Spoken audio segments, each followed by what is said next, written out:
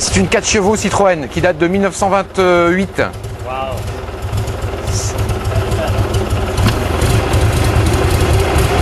C'est normal?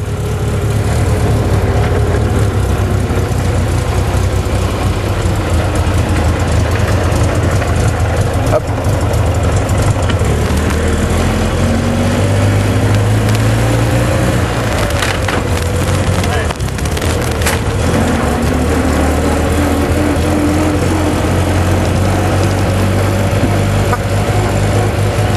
Marche plus.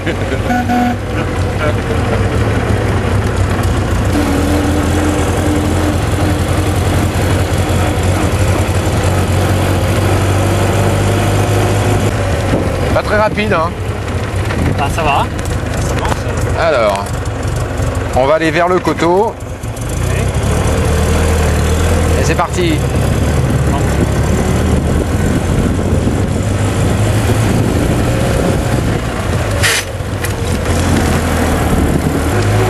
Alors ça c'est particulier parce que l'accélérateur il est au milieu, l'embrayage à gauche et la pédale de frein à droite.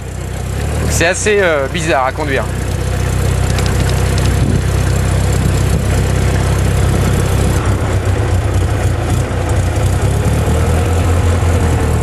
Voilà. Alors on va s'arrêter ici.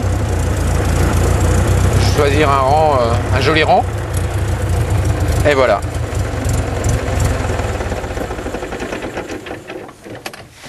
On est arrivé.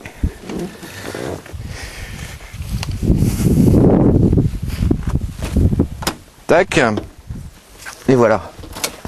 Donc ça vient là.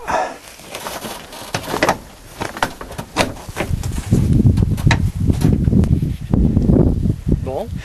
Alors ici nous sommes dans la partie la plus haute, la plus élevée de Saint-Nicolas, qui est à peu près une altitude de 150 mètres au niveau de la mer, par rapport au niveau de la mer, donc c'est pas très très haut. Ce sont pas des coteaux très spectaculaires, c'est pas les coteaux du Beaujolais ou de la Moselle ou des côtes-rôties. Par contre on a cette douceur de vallon, ces pentes très douces qui reflètent un petit peu dans le vin. Donc ici on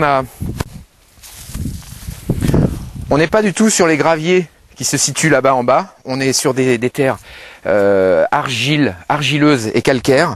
On a un petit peu de sable en surface. C'est assez sableux en surface, mais à 50 cm voire 1 mètre de profondeur, les racines vont directement puiser leurs réserves dans la tuf. On ira voir tout à l'heure dans la cave et on verra bien le sous-sol. Donc ici, ce sont des vignes qui ont 30, 40 ans et qui sont naturellement très aérées, très lumineuses, sans entassement. Les grappes sont bien séparées.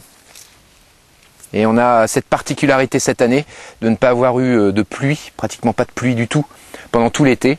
Donc on a des raisins qui commencent à mûrir. On voit un petit peu là, ces premiers grains là, qui commencent à tourner. On appelle ça la véraison. Et donc la particularité cette année, c'est donc des grappes qui sont très aérées. On ne voit pas d'entassement. On a beaucoup de grains qui sont séparés des uns des autres par de l'espace comme ça, de l'air. Donc on peut espérer avoir une récolte qui ne s'abîme pas avec les pluies du mois de septembre ou du mois d'octobre. Et une bonne résistance aux maladies, etc. Voilà. Tu peux expliquer un peu comment tu travailles, le travail du sol? Ouais, bien sûr. Alors donc je travaille les sols depuis 5 ans maintenant. On n'utilise absolument plus d'herbicides. On est en reconversion biologique. On va rentrer en 4e année de reconversion biologique, certifiée par EcoCert, qui est un organisme certificateur français. Et on n'utilise absolument plus de produits de synthèse. Les seuls produits utilisés sont la bouillie bordelaise, qui est du cuivre, et le soufre pour lutter contre l'oïdium. Donc on est sur le coteau. On est sur le coteau qui domine la terrasse de gravier qui se situe autour du village, autour de l'église, là-bas. Donc on a donc 800 hectares de vignes qui se situent qui sont vraiment regroupés autour du village. On aperçoit au loin, derrière l'église, l'autre coteau de la Loire, qui délimite cette vallée de la Loire, et sur lequel on trouve les vignes de Champigny. Donc qui se situe de l'autre côté, sur la rive gauche de la Loire. Nous, on est sur la rive droite. Voilà, la rive droite étant la Loire étant à 3 km d'ici.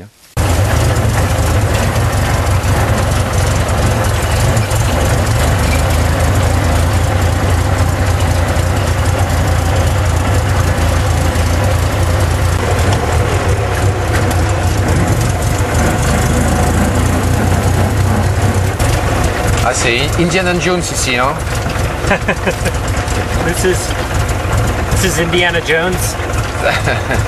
Wow. Allez. Voilà, donc ici on est dans la roche-mère.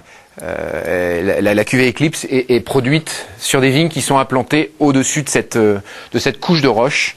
Donc on est sur du calcaire.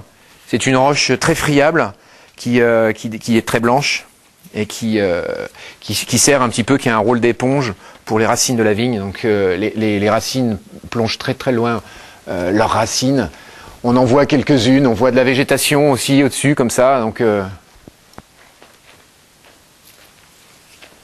c'est un terroir qui permet de faire de très grands vins de garde avec un très beau potentiel de minéralité, de structure, d'épaulement. Et ici, il y a des caves. Il y en a quelques-unes, effectivement. Donc on a des caves qui appartenaient à mon grand-père, dans lesquelles on entrepose tous les millésimes depuis pratiquement 1900 jusqu'à nos jours. Tac.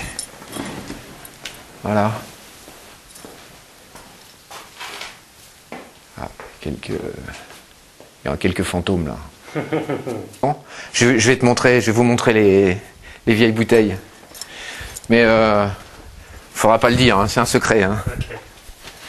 Okay. Donc ici, pour commencer, par exemple, voilà, donc ça c'est tout ce qu'il y a dans ce casier-là. Donc on a 1933, 1942, 1928, 1921, qui était un très très grand millésime. C'était l'année de naissance de ma grand-mère.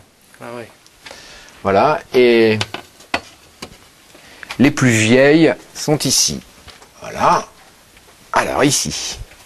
Là, dans ce casier-là, on a 1904, qui est notre plus vieille bouteille. Il en reste 2 qui sont ici. Ok. Voilà, je vais pas les toucher parce que j'ai peur de les abîmer. Mais voilà, ce sont les plus vieilles bouteilles que mon grand-père a produit. Que mon arrière-grand-père a produit, précisément. C'est une vraie horloge, hein. Incroyable. Bye bye.